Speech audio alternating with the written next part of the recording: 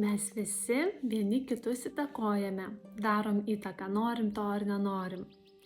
Ir pagalvojau, kad noriu padaryti įtaką tokią, kad tu dažniau šypsotumėsi, būtum jau dabar, sakytum, kad esi labai laimingas. Už viską noriu pasakyti, kad ir kokia dabar yra tavo nuotaika, kad ir kokia yra dabar tavo sveikata, kad ir kokia yra tavo būsena vidinė, kad ir kokia yra išorinė aplinka. Viskas yra iš tikrųjų taip nuostabu, kad ir kaip yra, nes niekada negali žinoti, kodėl ta aplinka, kur jinai nuves. Ir dažnai būna, kad mūsų pačios baisiausios ligos, kurios ateina į mūsų gyvenimą, nes mes jas taip susiplanuojame dėl įvairiausių aplinkybių, gal net mūsų aukštesnė sąmonė tai susiplanuoja, o gal mes negirdim jos, bet kokiu atveju mes papuolam ten, kad atrastume žmonės, atrastume situacijas, atrastume žinias, atrastume kažkokius tai naujas galimybės, naujus potyrius, naujus suvokimus, kurie daro mūsų gyvenimą vis gražesnį. Tai noriu pasakyti tau, kad tu esi šioje akimirkoje labai labai gražus. Labai, labai gražus. Ir jeigu tu turi rankas, tai padėkok kiekvienam pirštui. Jeigu tu turi visus pirštus, jeigu tu turi mažiau negu visus pirštus, padėkok tiek jų, kiek tu jų turi, o net jeigu jų neturi. Tai padėkok tam, ką tu turi.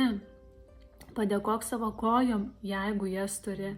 Jeigu jų neturi, padėkok, kad turi galimybę susipažinti su tiek daug žmonių irgi, kurie neturi kojų. Ir atrasti būdą, kaip judėti kitaip. Jeigu tu sergi, aš labai džiaugiuosi, kad tu esi, nes galėjai ir gali nebebūti. O net jeigu tu rytoj ir nebebūsi, aš džiaugiuosi už tave, nes anapus nėra taip blogai, o kaip tik tai yra išsilaisvinimas ir patirtis be kūno. Ir bet kokiu atveju, kad ir ką tu patiri, kad ir kokia sunkesnė tavo gyvenimo diena, akimirka, ar galbūt barniai, ginčai, konfliktai, nežinojimas, baimė, galbūt kamuoja nerimas didžiulis. Tai yra taip gražu, tai patirti. Ir kažkada tai išeis, ir kažkada tos dienos jos bus tokios juokingos, tai juose net kviečiu tave išbūti maksimaliai, išjausti kiekvieną savo kūno dalimi, ką reiškia tai patirti. Kažkada ateis dienos, kada tu niekada to nebepatirsi. Ir bus praeitis, kas yra nerimas, kas yra baimė, kas yra liūdesys. Ir net ir tai mes čia renkamės patirti kaip patirti. Tai kviečiu pažvelgti visada kitaip, kažkaip kitaip, taip kaip niekada įprastai nežvelgi. Ir pamatyti už visko, kas yra tavo būtyje, dabartyje, grožį, džiaugsmą ir dėkingumą, meilę. O aš, kad ir kas tu besi, noriu pasakyti, kad myliu tave. Per mane teka begalinė meilė tau ir žinau, kad tu esi labai labai svarbus šitam pasaulyje, labai. Ir tavo šypsena tokia nuostabi, kai tu šypsaisi, tai aplinkiniai žmonės nori šypsotis irgi. Kai tu liūdi, gerai ir paliūdėti, ir aplinka irgi nori kartais paliūdėti, bet kaip šypsaisi, kaip tu džiaugiesi, kaip tu juokiesi garsiai, leidi savo juoktis garsiai, tai aplinka irgi staiga nušvinta ir tampa kur kas draugiškesnė, atsivėrusi, išsilaisvinusi ir nepriima visko taip labai rimtai. Išsilaisvina, tiesiog energijos išsilaisvina. Tai Sustok šią akimirką, įkvėpk, giliai įkvėpk į savo pilvą ir ramiai iškvėpk. Kai įkvėpi, tavo pilvas išsipučia,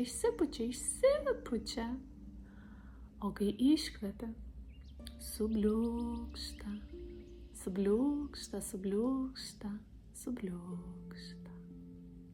Vėl įkvėpi įsišiepęs, vidinę šypseną, įkvėpi kiekvieną savo organą, kiekvieną ląstelę.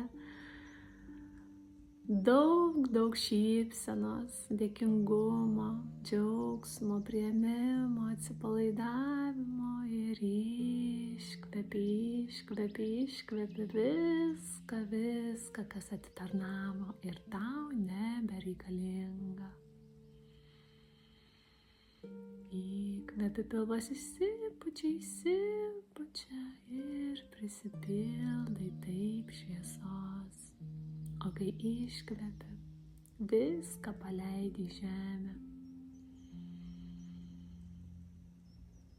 Ir taip ramiai kvėpuoji, užsimerkęs, sutelki žvilgsnį į savo vidų, savo vidinį grožį, savo tokį nuostabų vidinį grožį, savo kiekvieną ertmę, kokią begali įsivaizduoti.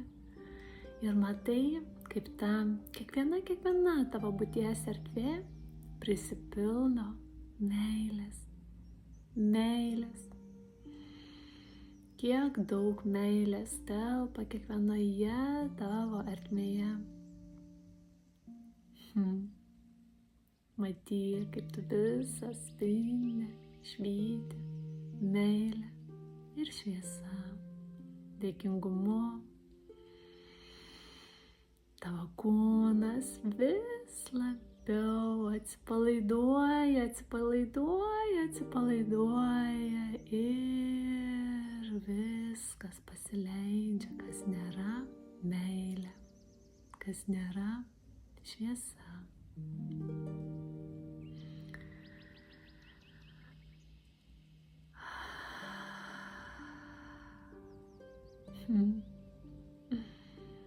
Ačiū tau, kad tu esi